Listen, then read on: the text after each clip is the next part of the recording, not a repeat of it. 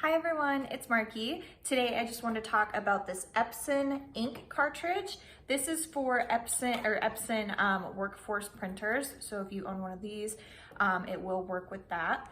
This is what the cartridge itself looks like. It's really easy to install into the printer. And then the ink, this is just black. You can obviously get color as well. This is really great ink. It doesn't smudge, it dries instantly, and the blackness of it is really dark and deep. It doesn't look faded. It doesn't, not have sharp edges.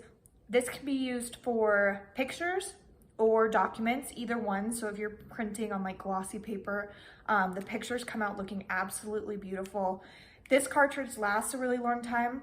It actually lasts like 3 times longer than a lot of other cartridges that are just really basic. So I love that it's long lasting. I love how dark the images or the text comes out. So if you are in the market for a different kind of ink cartridge, I would highly recommend you check out this one.